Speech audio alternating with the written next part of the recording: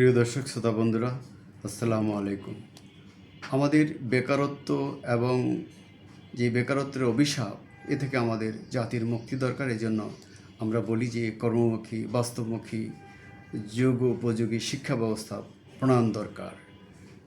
তো আসার কথা হলে এবারে বাজেটে শিক্ষার বরাদ্দ বাড়ানো হয়েছে, প্রস্তাব করা হয়েছে। এজন্য আমরা প্রধানমন্ত্রী, অর্থমন্ত্রী এবং শিক্ষামন্ত্রীকে ধন্যবাদ জানাচ্ছি। বন্ধুরা, আমরা চাই একটি দক্ষ, বাস্তব কর্মমুখী শিক্ষা ব্যবস্থা। বাংলাদেশের সাধারণ বেকারত্বের পাশাপাশি দিন দিন বাড়ছে শিক্ষিত বেকারের সংখ্যা। মাদ্রাসা ও সাধারণ শিক্ষার প্রতিষ্ঠানগুলোকে বলা হয় বেকার তৈরির কারখানা। দেশে এখন মোট বেকারের সংখ্যা প্রায় ২৭ লাখ। উচ্চশিক্ষিত বেকারের হার সবচেয়ে বেশি, ৮৭%। বাংলাদেশ পরিসংখ্যান ব্যুরোর বিবিএস সমশক্তি জরিপ অনুযায়ী দেশে প্রতি ৩ জন বেকারের মধ্যে একজন স্নাতক বা সমমানের ডিগ্রিধারী। ১ কোটি তরুণ তরুণী রয়েছে যারা খণ্ডকালীন বা তাদের যোগ্যতার চেয়ে অনেক কম আয়ের কাজের সঙ্গে যুক্ত। দেশের এই অবস্থার মূল কারণ শিক্ষা ব্যবস্থার দুর্বলতা। আর দেশের শিক্ষা ব্যবস্থার প্রধান সমস্যা হলো মুখস্থ নির্ভর ও বাস্তবমুখী শিক্ষার অভাব এবং বিভিন্ন প্রকার শিক্ষার মধ্যে বৈষম্য। এর সমাধানে অবশ্যই মুখস্থ নির্ভর শিক্ষার ব্যবস্থার অবসান ঘটিয়ে মৌলিক চিন্তা ও সৃজনশীলতার বিকাশে উদ্যোগী হতে হবে। শিক্ষা বাজেট বাড়িয়ে মেধাবী শিক্ষক নিয়োগ, যুগোপযোগী কারিগরি শিক্ষার প্রবর্তন এবং বাংলা মাধ্যম, ইংরেজি মাধ্যম ও মাদ্রাসা সহ ১০-১২ ধরনের শিক্ষার মধ্যকার মানের ব্যবধান কমানোর উদ্যোগ গ্রহণ করতে হবে।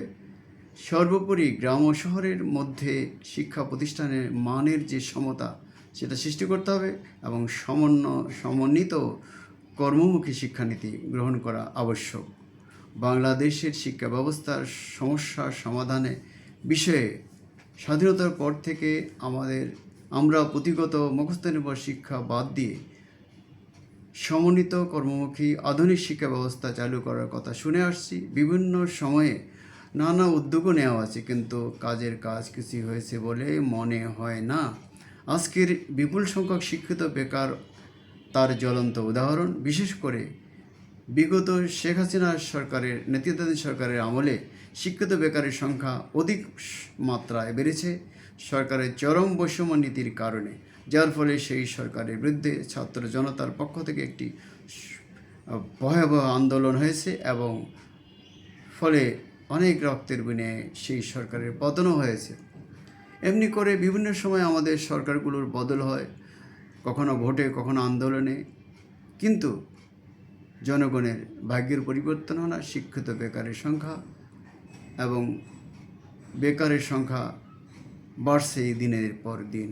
সম্প্রতি ঢাকার একটি শিক্ষা বিষয়ক অনুষ্ঠানে দেশের সনদ নির্ভর শিক্ষার পরিবর্তে দক্ষতা ভিত্তিক প্রযুক্তি নির্ভর এবং বাস্তব কর্মমুখী শিক্ষা ব্যবস্থা গড়ে তোলার উপর গুরুত্বারোপ করেছেন প্রধানমন্ত্রী তারেক রহমান। অনুষ্ঠানে তিনি বলেন, চতুর্থ শিল্প বিপ্লবের এই যুগে কৃত্রিম বুদ্ধিমত্তা, এআই ও অটোমেশনের চ্যালেঞ্জ মোকাবেলায় প্রচলিত শিক্ষা কারিকুলামকে আধুনিক ও সময় উপযোগী করার কোনো বিকল্প নেই। তিনি প্রযুক্তিগত বিপ্লব মোকাবেলায় কৃত্রিম বুদ্ধিমত্তা, cyber security, programming, digital entrepreneurship, quantum computing, nano technology এবং 5G প্রযুক্তির মতো বিষয় শিক্ষা কারিকুলামে অন্তর্ভুক্ত করা অপরিহার্য বলে উল্লেখ করেছেন।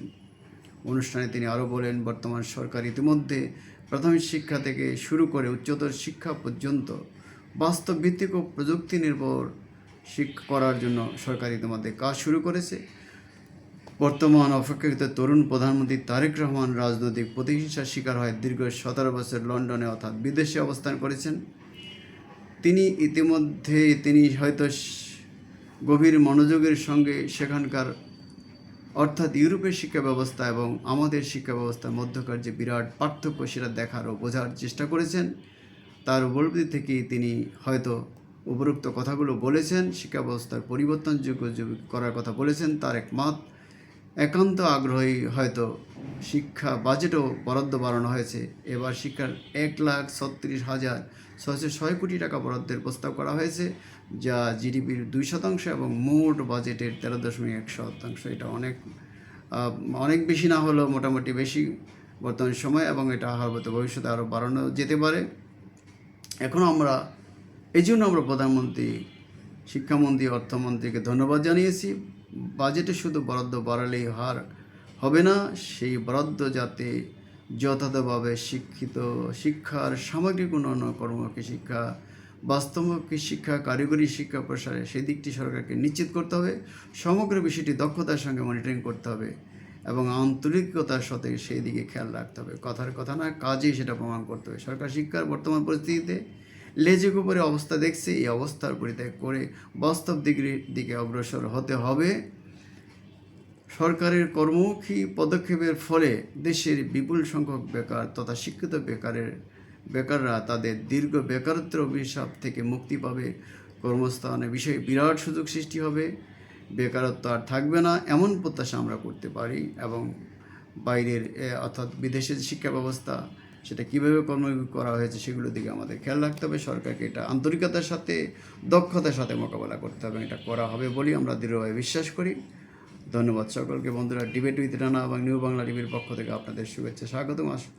আশা করি আমরা ভালো আছেন, আমরা ভালো থাকতে চাই। আপনাদের সাথে আমাদের দেখা হবে নতুন কোনো বিষয় নিয়ে, নতুন আরেকটি এপিসোডে। ততক্ষণ আমরা সবাই সুস্থ থাকবো, সুন্দর থাকবো, ভালো থাকবো। আমরা দেশটাকে এগিয়ে নিতে চাই। খোদা হাফেজ, আসসালামু আলাইকুম।